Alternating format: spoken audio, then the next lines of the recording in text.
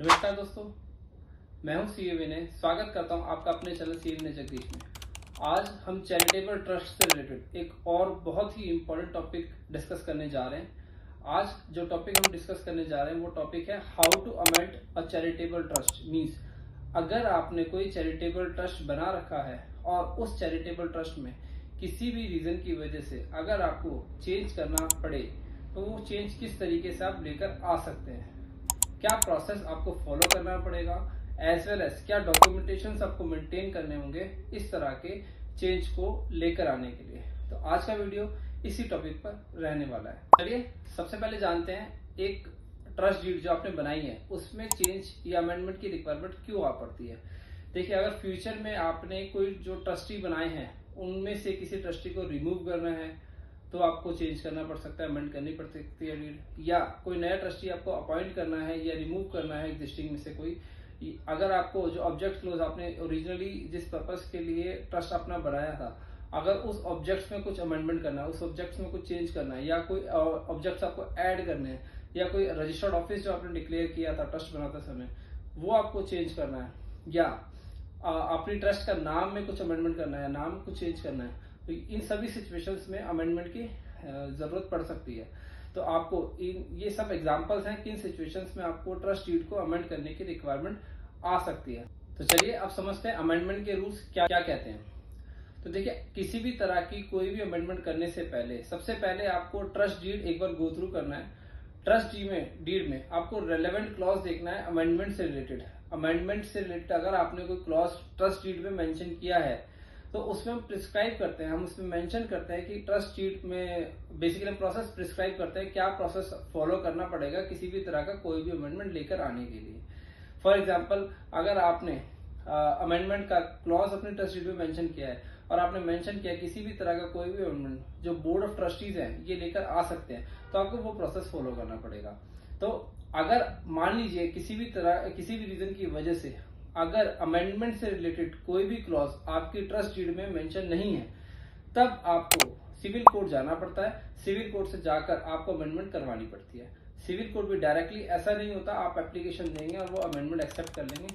Civil court के अपने कुछ पैरामीटर्स होते हैं, उन पैरामीटर्स को वो इवेलुएट करेंगे कि जो आप अमेंडमेंट करना चाहते हैं वो अमेंडमेंट बेनिफिशियरीज के फेवर में अगर लगता है उनको तो वो सिविल कोर्ट ऑर्डर कर सकता है अमेंडमेंट। अदरवाइज आप अमेंडमेंट करना बहुत ज्यादा मुश्किल है। तो यही एक इंपॉर्टेंट पॉइंट है, जब आप ट्रस्ट डीड अपनी प्रिपेयर करते हैं तो आपको रेलेवेंट क्लॉज जो होते हैं आप जरूर इंश्योर कीजिए आपकी ट्रस्ट डीड में इनकलकेट आपने कर लिए हो। मींस आपकी ट्रस्ट डीड में सारे क्लॉज इंपॉर्टेंट होते हैं, वो सारे क्लॉज आपकी ट्रस्ट डीड में मेंशन हो, ये आपको मेक श्योर करना है। तो चलिए अब जान लेते हैं क्या प्रोसेस आपको फॉलो करना होगा अपनी ट्रस्ट को अमेंड करने के लिए। सबसे पहले आपको अपने ट्रस्ट डीड में रेलेवेंट क्लॉज फाइंड आउट करना होगा रिलेटिंग टू अमेंडमेंट। जब आपने एक क्लॉज फाइंड आउट कर लिया, सेकंड स्टेप पर आपको जो बोर्ड ऑफ ट्रस्टीज होते हैं उनकी मीटिंग एक होल्ड करनी होगी। उस मीटिंग का जब आप नोटिस शेयर करेंगे, नोटिस भेजेंगे अपने बोर्ड ऑफ ट्रस्टीज को, तो आपको ये मेक श्योर करना है आप उस नोटिस में एजेंडा बहुत ही क्लियरली मेंशन करेंगे कि क्या चीज का आप अमेंडमेंट करना चाहते हैं। जब आपका सेकंड स्टेप कंप्लीट हो जाए, आपको थर्ड स्टेप में उस मीटिंग के जिस दिन आपको मीटिंग होनी है उस दिन एक स्पेशल रेजोल्यूशन पास कराएंगे। आप उस स्पेशल रेजोल्यूशन में आप क्लियरली मेंशन करेंगे क्या चीज कौन सा क्लॉज आपने अपनी जो ओरिजिनल ट्रस्ट डीड है उसका कौन सा क्लॉज आपने अमेंड किया है, कौन सा क्लॉज आप चेंज करना चाहते हैं, क्या चीज आप चेंज करना चाहते हैं, क्लियरली उस स्पेशल रेजोल्यूशन में आप मेंशन करेंगे। जब आपका ये थर्ड स्टेप कंप्लीट हो जाए, आपको फोर्थ स्टेप पर आपकी एक सप्लीमेंट्री डीड एग्जीक्यूट करनी पड़ेगी। सप्लीमेंट्री डीड में बेसिकली जो रेलेवेंट क्लॉज आपके जो अमेंड होंगे, जो चेंज होना है, आप वो उसमें मेंशन करेंगे सप्लीमेंट्री डीड पे। जब आपका ये 4 स्टेप कंप्लीट हो जाए, आपको फिफ्थ स्टेप पर आपको स्टैंप ड्यूटी परचेज करनी पड़ेगी। स्टैंप पेपर जो बेसिकली होता है, स्टैंप पेपर आपको परचेज करना पड़ेगा।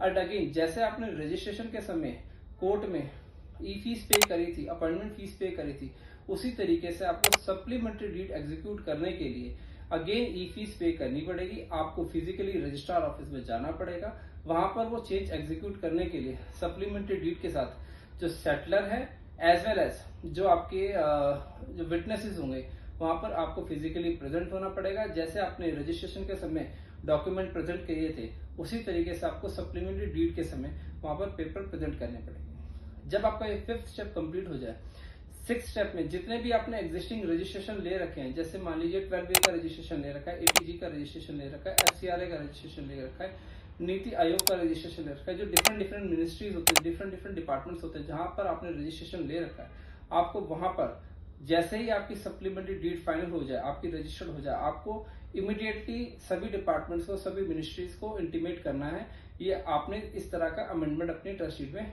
किया है। ये आपके लिए बहुत नेसेसिटी है कि आप, ये ऑप्शनल नहीं है, आपको करना ही करना है। जब जैसे ही आपकी सप्लीमेंट्री डीड रजिस्टर्ड हो जाए, जितने भी डिपार्टमेंट्स हैं आपको सबको इंटीमेट करना कंपलसरी है। तो ये कंप्लीट प्रोसेस रहता है अपनी जो ट्रस्ट डीड होती है उसको अमेंड करने का।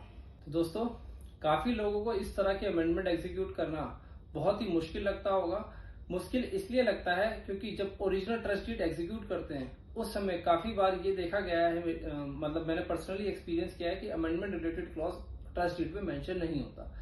तो अगर इस तरह की हार्डशिप आपको फेस नहीं करनी है तो आपको ये मेक श्योर करना है, जब आप ओरिजिनल ट्रस्ट डीड आपकी बनाएंगे, आप उसमें ऑल रेलेवेंट क्लॉज आप मेंशन कर दें, ताकि आपको इस तरह की प्रॉब्लम फ्यूचर में नहीं है। अगर आपको एनजीओ से रिलेटेड, चैरिटेबल ट्रस्ट से रिलेटेड, एजुकेशन इंस्टीट्यूट से रिलेटेड, अगर आपको चैरिटेबल इंस्टीट्यूशन से रिलेटेड कोई एनजीओ है जो एजुकेशन सेक्टर में काम कर रहा है या मेडिकल सेक्टर में काम कर रहा है या किसी और सेक्टर में काम कर रहा है, किसी भी तरह की कोई प्रॉब्लम अगर आप फेस कर रहे हैं तो आप कमेंट बॉक्स में आप जरूर मेंशन कीजिए।